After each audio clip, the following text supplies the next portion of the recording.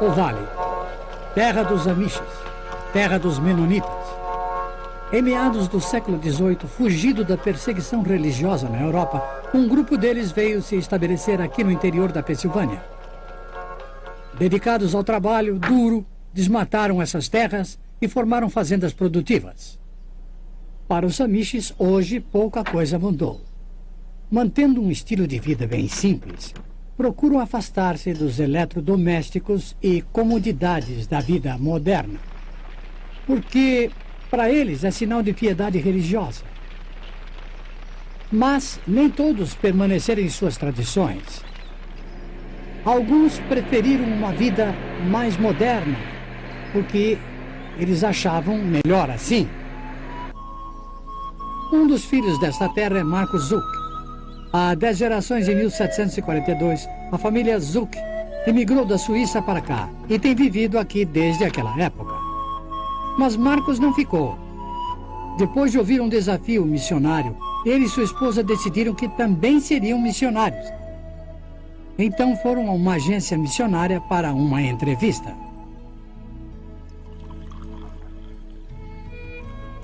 Como naquela época eu já tinha 30 anos e apenas o 2º grau, me disseram que após os 4 anos do curso teológico eu estaria muito velho para aprender uma língua tribal. Questionavam se deveria levar meus filhos para uma tribo ou ir para um clima tropical com os meus problemas de saúde. Diziam, deixa os nativos para lá, eles estão felizes. Rejeitados, mas não derrotados, Marcos e esposa Glória foram para uma das escolas da Missão Novas Tribos. Ali receberam um preparo especializado em evangelização transcultural. Assim que terminaram o treinamento, foram enviados pela sua igreja local até um campo missionário.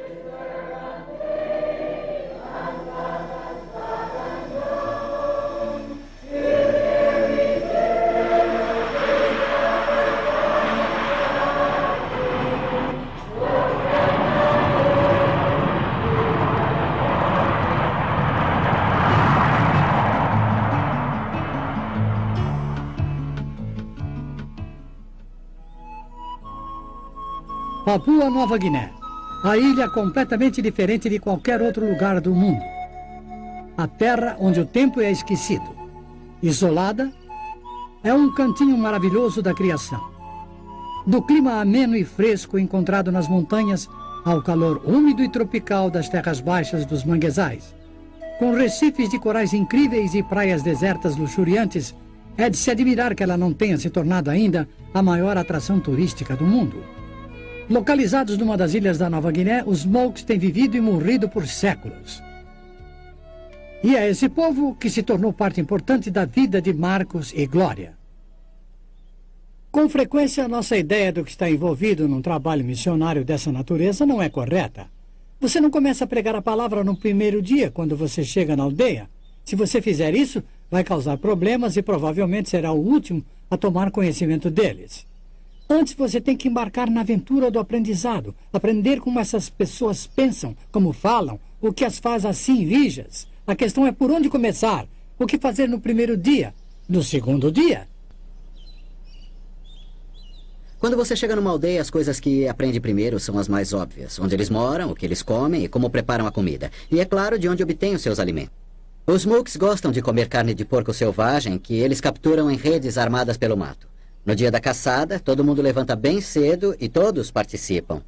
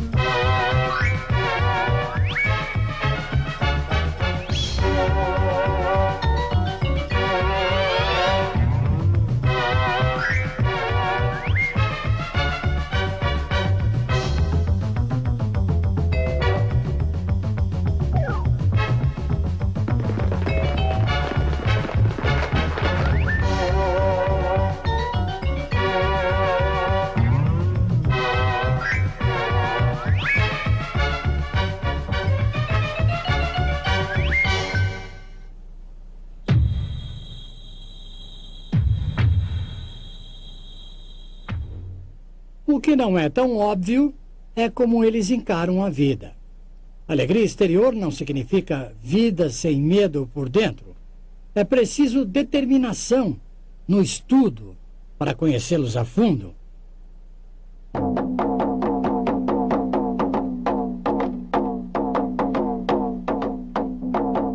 E, com frequência, os fatos descobertos não são assim os mais agradáveis.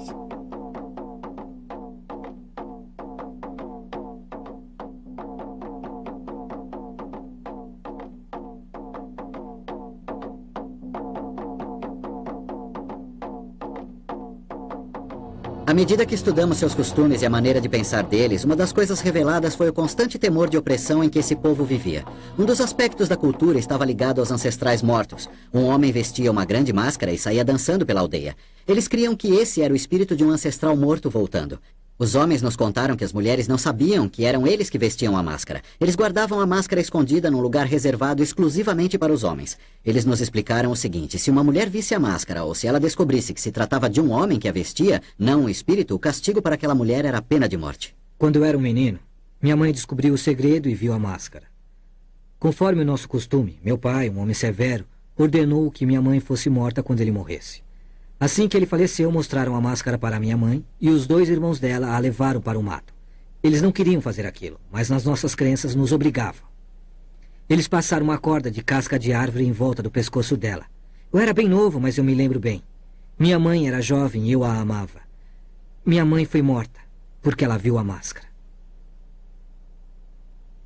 Nós vivíamos aterrorizados. Time goes by, the day, the night, and they don't know. Children cry, men live, they die, and they have no hope. So many people just existing.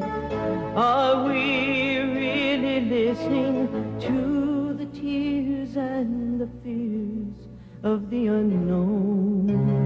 Oh, killing to live and living to kill, yet dying in their sin. Their faiths are strong, but they're all wrong. Their gods just can't win. They tremble at the thought of them. The sun, the moon, the birds, the spirits. Oh, how can it be that they just don't know? He is willing that none should perish. He desires each one as his own. He sent his perfect Son to die for them. The Son now reigns next to his Father's throne, but so many just don't know.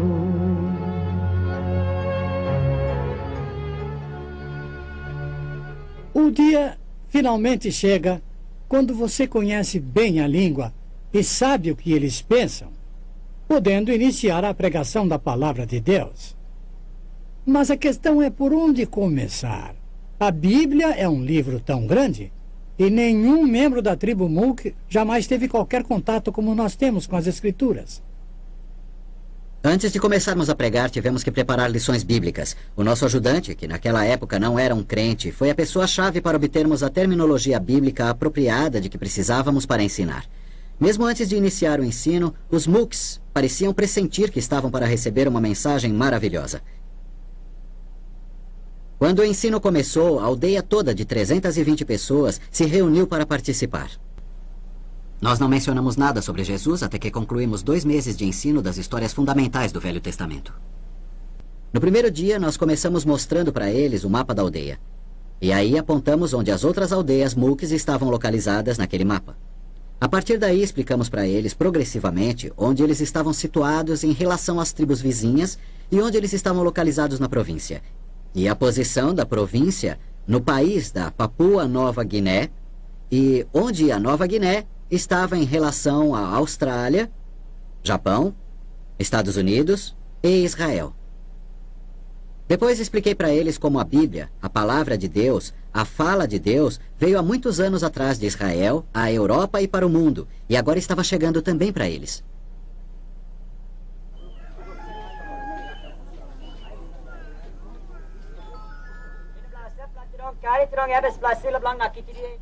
Na segunda lição, nós discutimos as crenças dos diferentes grupos sobre como eles surgiram na Terra. Os Mooks criam que foram criados por 2 tipos de pássaros. Quando lhes contei que há pessoas nas sociedades modernas que acham que evoluímos dos símios, eles comentaram, como são ignorantes. Então eu perguntei para eles, de todas essas crenças, qual é a correta? E eles disseram, nós não sabemos. Aí eu expliquei para eles que por essa razão Deus nos deu sua palavra escrita que nunca muda. Começando com Deus, lhe explicamos como ele é, seus atributos. Aí falamos sobre Satanás e seus anjos caídos. Os Mooks acharam que o inferno é o lugar certo para o diabo e que Deus era justo em mandá-lo para lá com os demônios. Depois ensinamos sobre a criação do mundo, de Adão e Eva. Falamos sobre a escolha do homem em pecar e explicamos como Deus prometeu um Salvador que viria um dia para nos livrar do pecado. Nas histórias do Velho Testamento que se seguiram, enfatizamos a grandeza e a graça de Deus, a perdição do homem sem esperança por causa do pecado e a provisão de Deus de um sacrifício de sangue através da morte de um cordeiro. Usávamos encenações para ajudá-los a compreender bem o ensino. Quando contei que Deus pediu a Abraão para sacrificar Isaque, surgiu um dilema. Abraão, obviamente, era um homem piedoso, de forma que ele deve obedecer a Deus. Mas foi através de Isaque que o Salvador foi prometido. Eu sei que Abraão vai obedecer e que Deus salvará a vida de Isaque. Talvez com um cordeiro como substituto. Antes de terminar a história, 4 homens vieram individualmente me sugerir que Abraão obedeceria a Deus e que ele interviria salvando a vida de Isaque, providenciando um cordeiro como seu substituto. Eles desenvolveram uma reverência sincera para com Deus e temiam que pudessem ser destruídos por causa dos seus pecados. Eles disseram, nós somos exatamente como aquelas pessoas de Sodoma e Gomorra. Por 2 meses nós ensinamos lições chaves do Velho Testamento cronologicamente antes de apresentarmos Jesus como Salvador, nascido como uma criança neste mundo. Ao estudarmos a vida de Jesus, os Mooks se tornaram grandes admiradores do Senhor. Jesus se tornou o herói da tribo. Eles o amavam e o veneravam. O povo da aldeia nunca perdeu uma lição durante as semanas que Marcos ensinou, de segunda a sexta, 2 vezes por dia. Os doentes eram trazidos em macas para os estudos. Quando uma gestante estava perto para dar à luz, eles arrumavam um jeito para que ela pudesse ficar pertinho o suficiente para ouvir as histórias. Um neném nasceu durante uma das reuniões e o ensino prosseguiu. Às vezes, os Mooks estavam tão compenetrados que não tinham vontade de comer, nem queriam dormir. Eles gastavam cada momento livre do dia discutindo as lições e ouvindo, vez após vez, as histórias gravadas diariamente. Esse maravilhoso Jesus era perfeito, ele podia fazer qualquer coisa. Ele era Deus. O dia, enfim, chegou quando foi contada a história da traição de Jesus por Judas e o seu julgamento diante de Pôncio Pilatos. O povo ficou revoltado com Judas traindo o Salvador, mas eles criam que, de alguma forma, Jesus iria se livrar. Essa foi a última história que nós lhes contamos, antes da apresentação do Evangelho. No fim dela, nós dissemos para eles, amanhã nós terminaremos nosso ensino. Na manhã seguinte, a aldeia toda estava reunida antes do nascer do sol. E eu comecei apresentando Jesus diante de Pilatos. As pessoas estavam muito sérias. Quando viram na representação Jesus sendo cuspido, açoitado e colocado na cruz, eles ficaram simplesmente atônitos e abalados. Não podiam acreditar no que estavam vendo.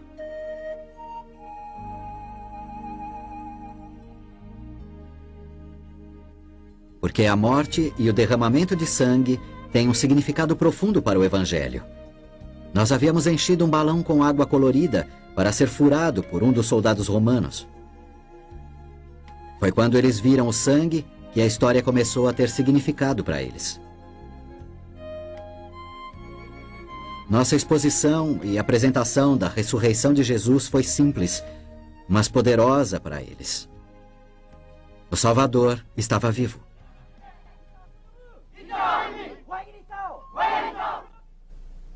Depois eu voltei novamente às histórias do Velho Testamento e, começando com Abel, expliquei que Jesus é o nosso sacrifício aceitável, da mesma forma que o sacrifício de Abel foi aceito por Deus. Quando eu finalmente cheguei na história de Abraão e Isaque, eu disse para eles: escutem, assim como o cordeiro foi o substituto para Isaque, a morte de Cristo e o seu sangue derramado são o substituto para vocês. Nesse ponto, a luz verdadeiramente raiou. Eu podia ver e ouvir por toda a multidão a reação positiva deles para com a mensagem. Eu creio, eu creio, eu creio. Coloquei-me no meio deles e perguntei o que eles achavam. E de todos os lados surgiram respostas como essa.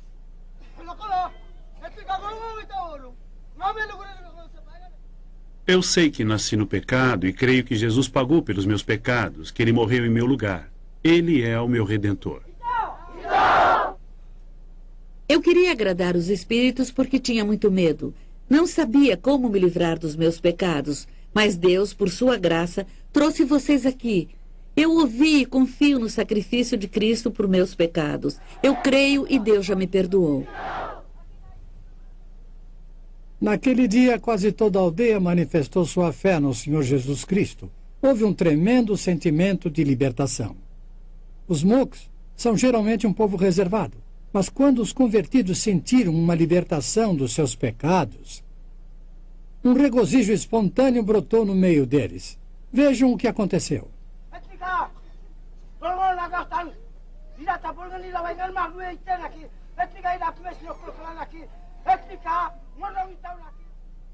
Esse homem está testemunhando que ele também crê que Jesus Cristo pagou pelos seus pecados. Vital quer dizer é verdade, verdadeiramente, verdade.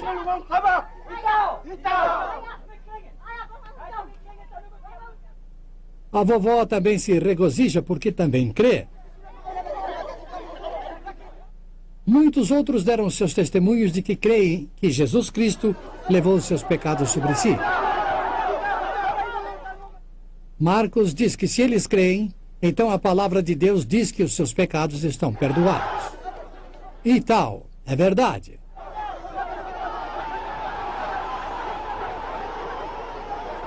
Um regozijo espontâneo rompeu entre eles e continuou por 2 horas e meia.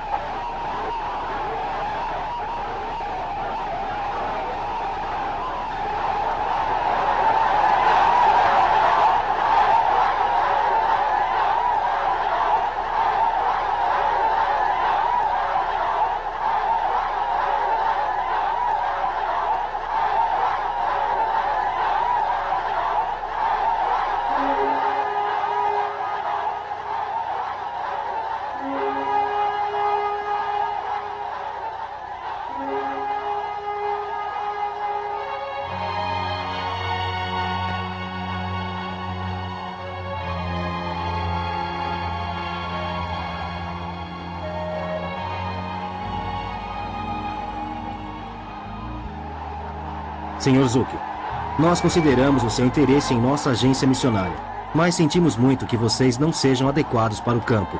São muito velhos. Glória, não se aflija por causa desse povo. Considere sua saúde e as suas crianças.